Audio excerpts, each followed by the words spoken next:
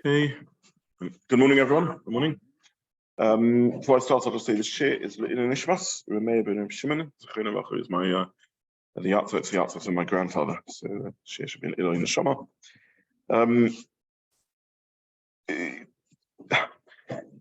not sure I was completely successful in learning even the pshat in the Gemara. I struggled to understand the various scenarios that are being described.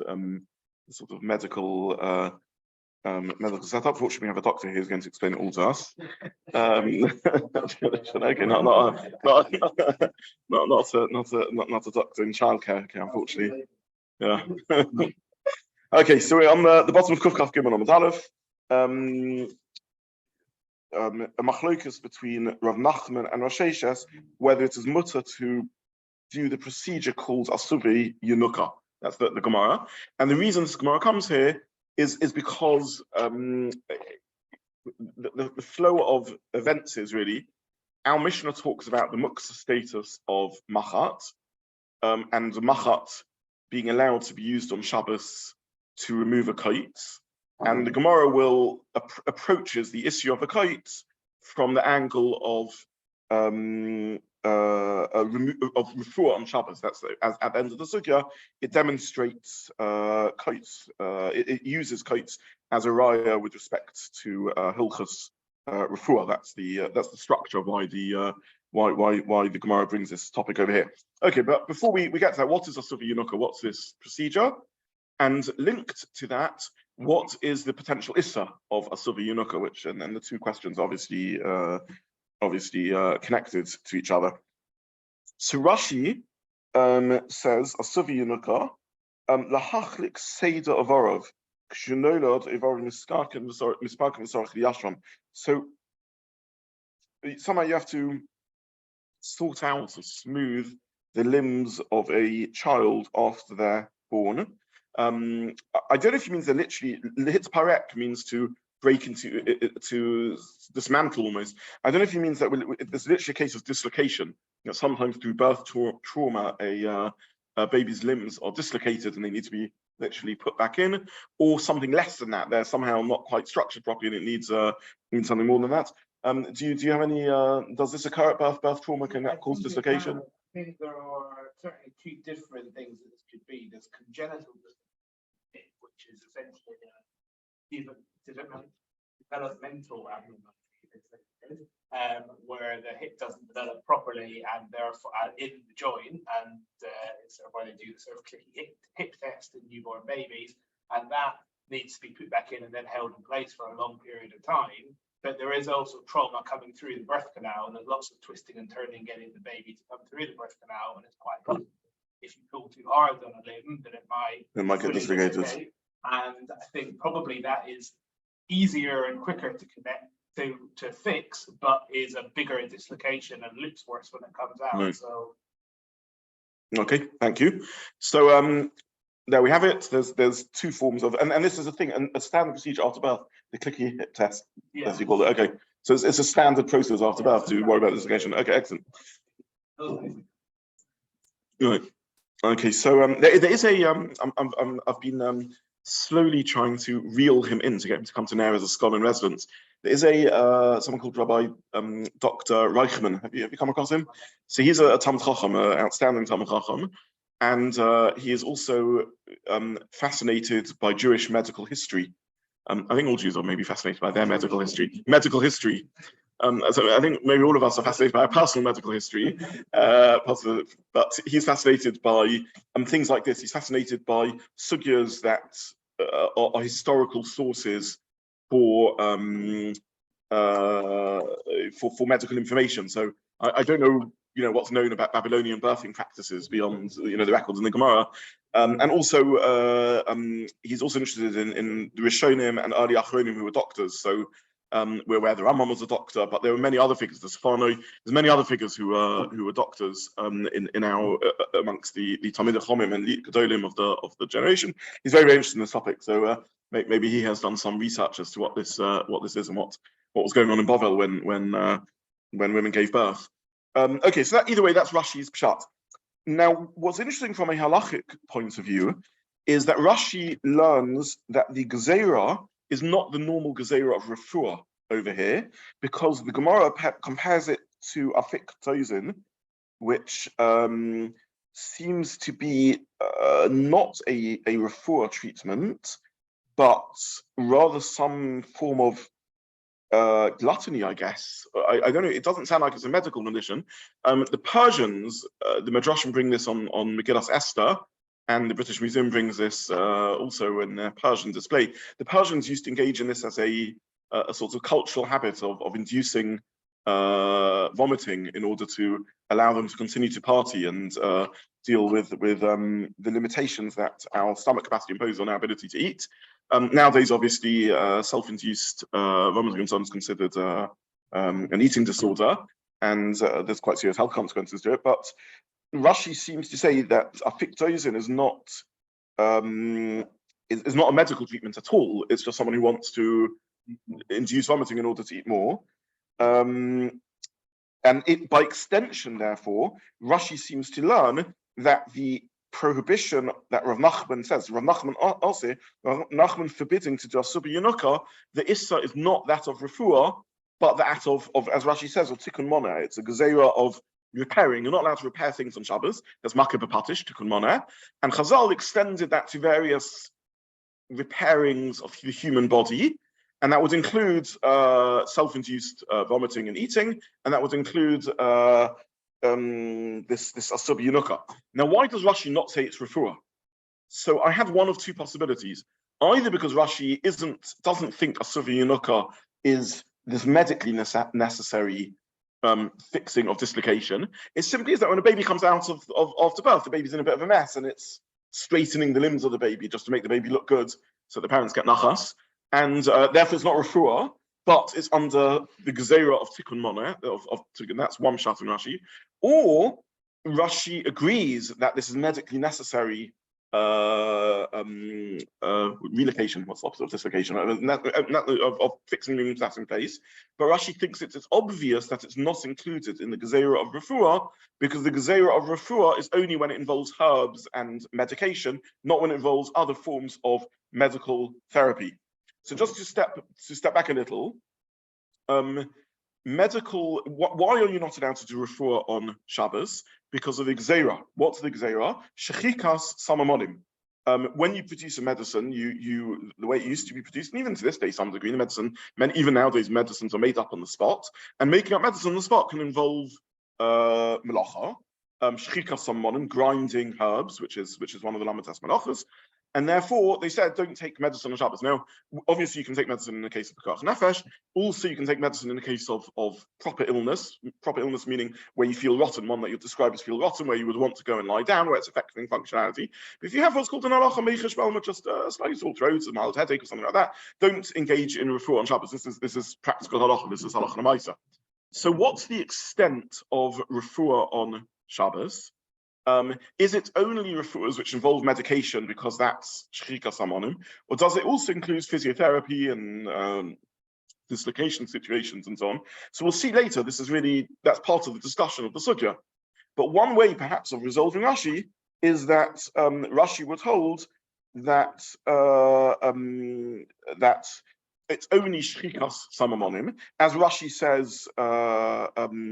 As Rashi perhaps says on the base, we'll have a look at Rashi in a moment or two, and therefore maybe that's why Rashi thinks that the whole sugya is around Tikkun Moneh, because maybe the Gezerah is only shchikas samamonim, not other forms of refuah. So just to summarize, Rashi on Asuvei Yanuka doesn't tell us what the Issa potentially is. The Gemara. Well, actually, he says it twice. Sorry, I'm making a mistake. He says also to domino masakin. He says also because domino masakin, and then he carries on to Tanan Eino Sin Afictum, which he says is domino masakin. Why is it not refuah?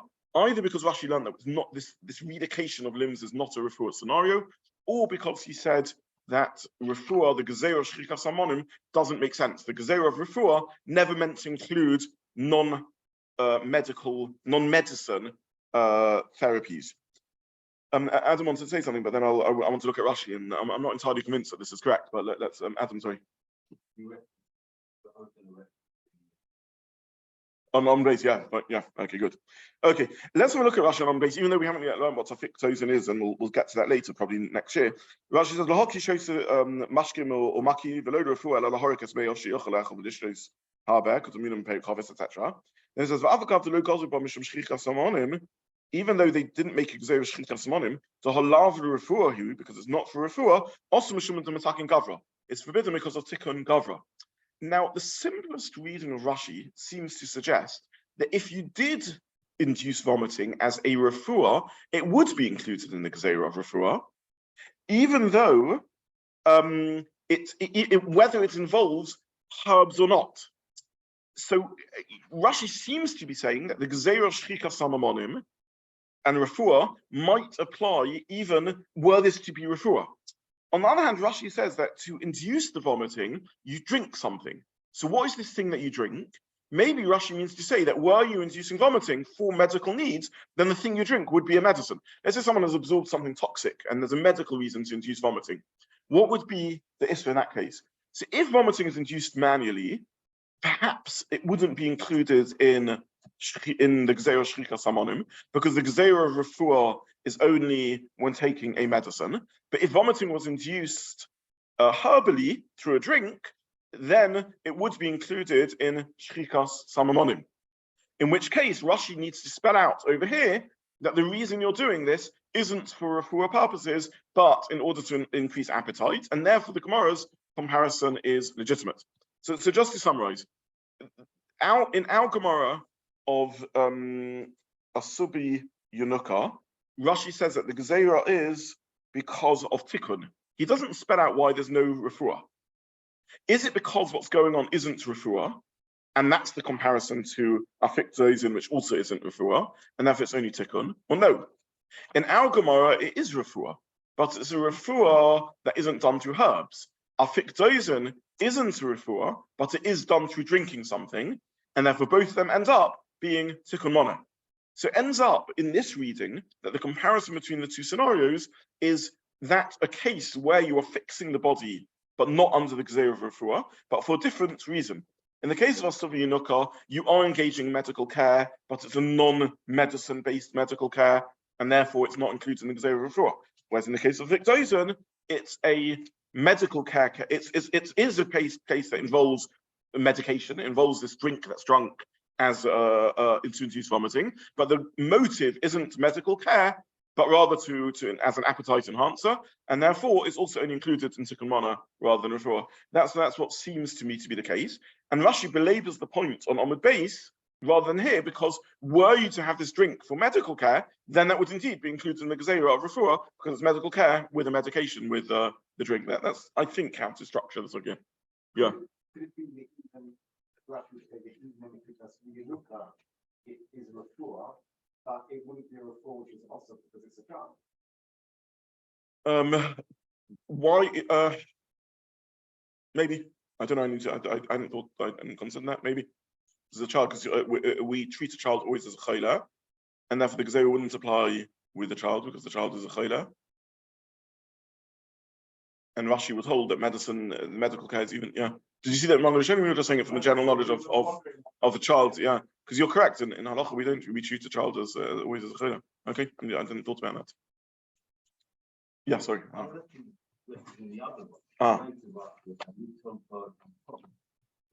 In there,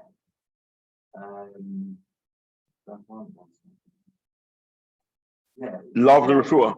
Well, it's again. I think I read it through. The love the refuah, the lakim shemtika samamanim sham. So I didn't know how to read that Rashi, and you're entirely correct. Rashi seems to say something which I don't know how to pass the sentence, as he just indicated, where you put the comma. I don't really know how to translate Rashi. Rashi says it's not l'refuah because it doesn't have shechika samanim, therefore it's mutar.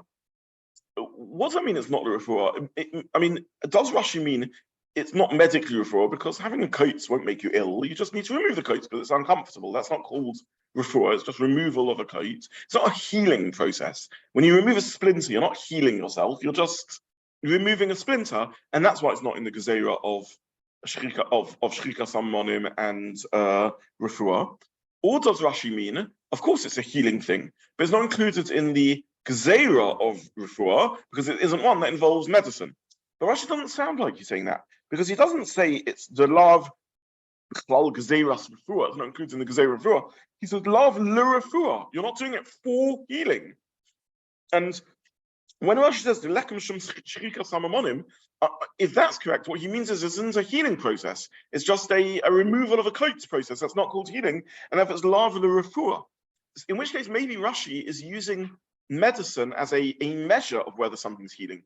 Healing is an internal body system process, and therefore only makes sense when it involves medication. If a removal of a coat isn't for healing because it doesn't involve medication, you're not doing anything to the body, you're just removing a coat, so therefore that's not healing, that's just removing a thorn. So this was the third Rashi, which aligns with this, and I wasn't entirely sure how to read it. My gut feeling is that when Rashi says something, he means what he says. The lav refuah, he means. He's not saying it's not included in the gezeira of refuah because it's not shchichas hamonim. He's saying it isn't l'refuah. That's not what you're doing. You're not doing it l'refuah because you are merely removing a thorn. You're not healing. That's not a healing process. The body will heal itself once the thorn is removed. Or maybe it doesn't even need healing. It's just a little puncture. You're just removing a thorn because it's uncomfortable. If your arm is pressed between two tables and you separate the tables so your finger isn't being squashed, that's not refuah. That's just stopping anything that's bothering you. If there's a coat that's piercing you, so you remove the coats, that's not refuah. Maybe that's what Rashi is saying over here. I don't know. So I leave that to you all, gentlemen, as something just to ponder. Does anyone have? Do people go through this? Did anyone come out with any other ayahs or any other? No. Okay, I don't know. Okay, so that's pretty much what I have to say on Rashi so far. We'll get back to Rashi, of course, when we look at Tosfos and Tosfos questions, Rashi. But for now, I just want to lay out the three translations of Asuvei Yanuka, and then I don't really have much to go with these three translations. I'll just share them with you, and then we'll begin looking at the nitty-gritty of Rashi and Tosfos. Yeah. Cool. You said it's Masechet Shabbat rather than Boner. Sorry. Okay, I haven't yet looked at Boner, which is the latest sugya. The reason I said Masechet Shabbat is simply because that's what we have here in our sugya, where Rashi says Mishum Matakin Gavra, because you're fixing a person, which sounds like the language of Tikkun. So it's Masechet Shabbat. You are correct that there's a Rashi that also talks about Boner, and we'll get to that. And it may well be a series of sugyas or different sugyas. How do the two sugyas relate? When Tosfos is going to basically send us flying to Kuf Mem Zayin Beit, and on the source sheets I printed. Rashi there, the last source I gave was Kuf Mem Zayin Beit. I suggest if you haven't had time to do it yet, have a look at the Gemara later and Rashi there. Yeah.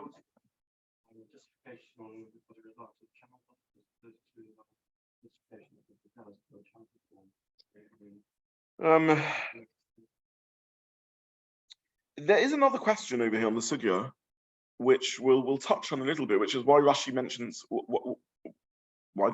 why it's really a question of the Gemara. So Yanuka, why Tinoik as opposed to an adult or an older child who also get limbs dislocated?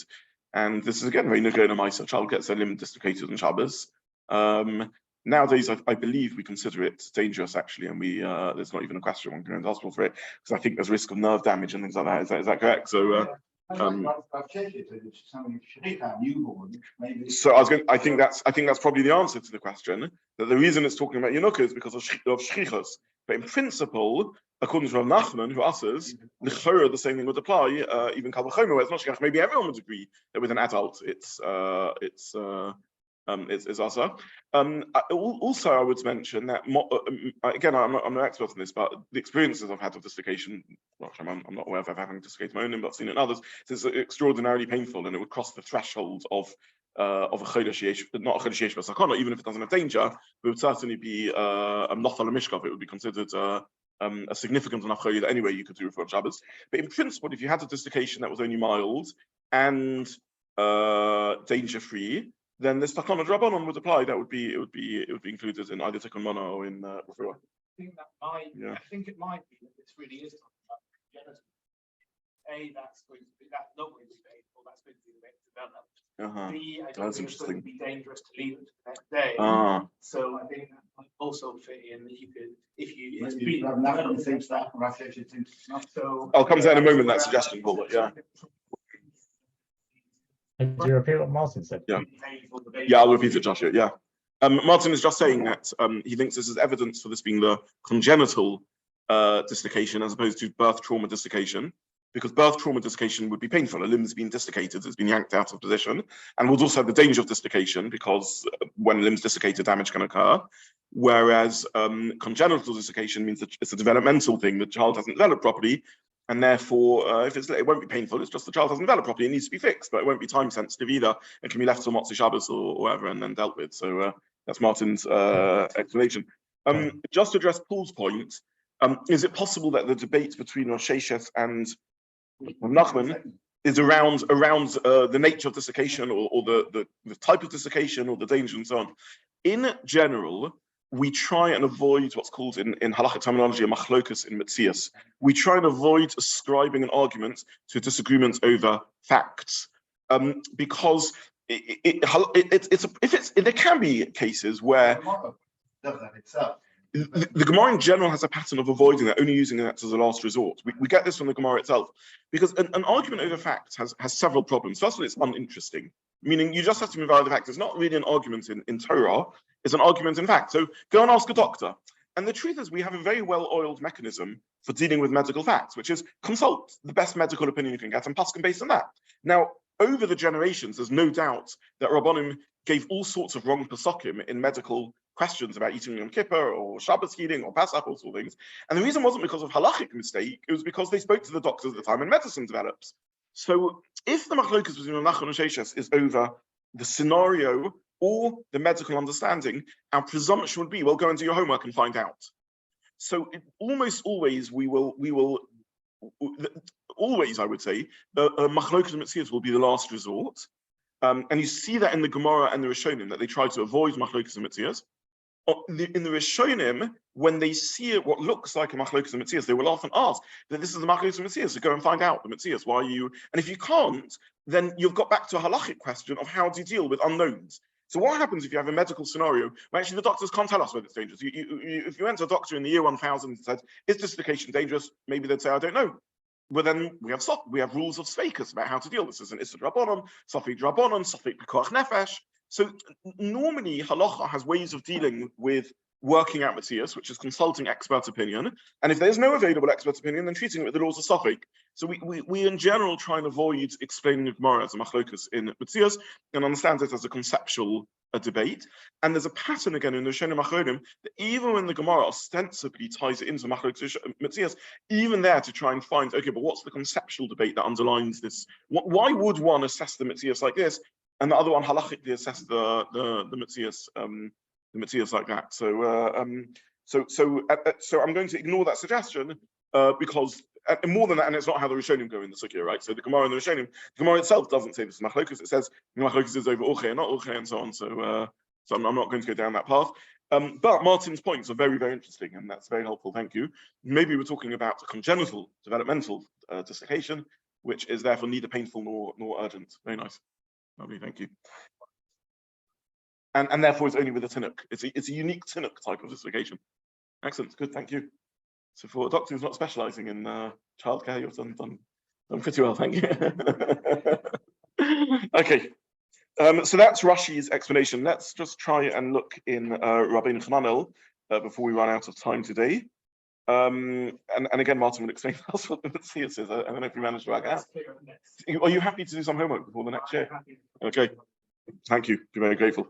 Okay, Asuvei Yanuka, Rabbi Hananel, source 2. Perish explanation is Kashanofel Orlas Hagoron Shel Tinuk.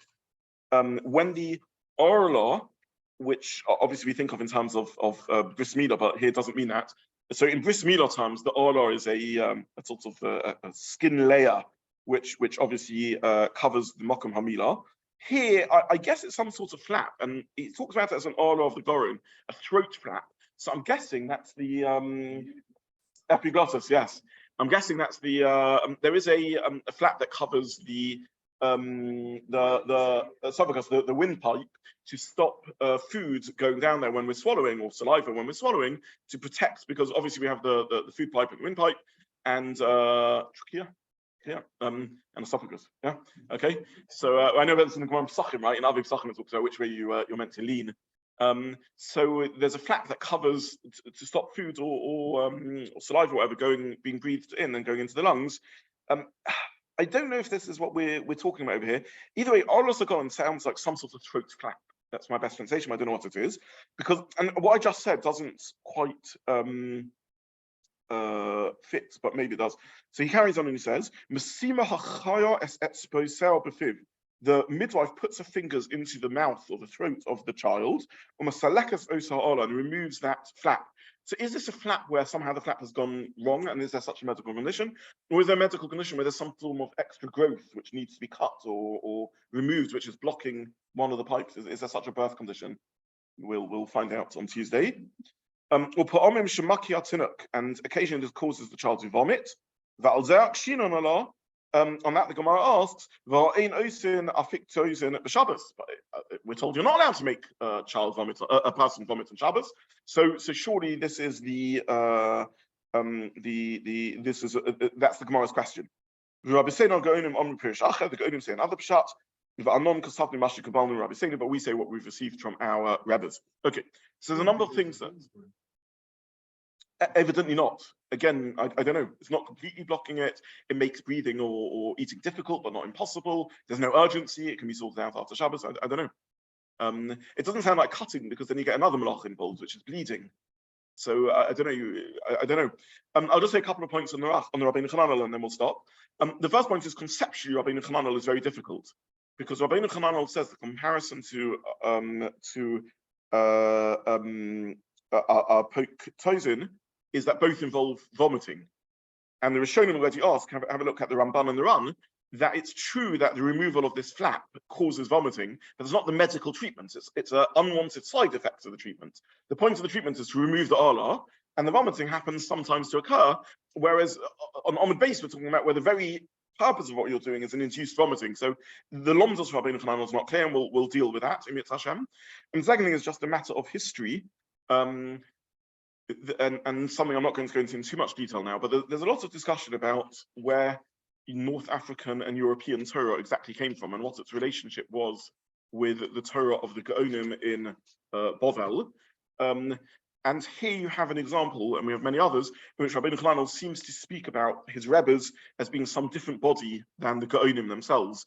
And just for those who are interested in the pattern of spread the Torah, I think I've shared it before here, but very briefly, in the year 900, to the best of our knowledge, the only real Makom Torah in the world of significance was Bovel, and Jews that were scattered in North Africa and Spain and Italy and in Germany, let's say the year 850, the only way they could acquire high-level Torah was by writing letters backwards and forwards to the great academies of the Gaonim and Bovel. By the year 950 and the 1000s, there's flourishing Makomas of Torah in North Africa and in Germany and in France and in Italy and Spain, and we don't know exactly what where these came from and what their relationships were.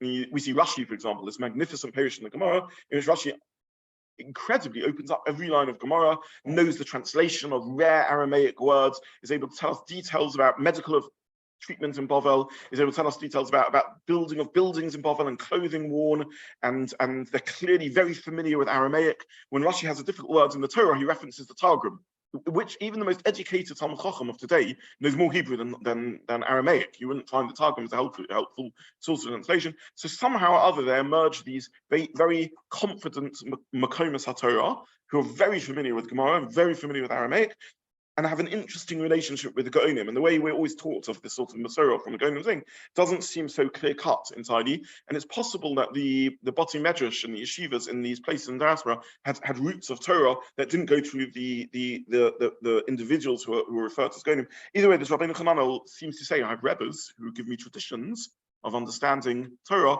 that aren't from the Gaonim. So just for those interested in Jewish history, this is an interesting quote. I'll stop there. The Ramban and the Ram, basically, they're parallel. They just help you. If you look at both, each one helps complement the other one. But basically, they quote Rashi, they quote Rabbeinu Chananel, they quote Tosas that we don't have. They quote a different Tosas than one we have. I'd like in the next year to look at Tosas and so on.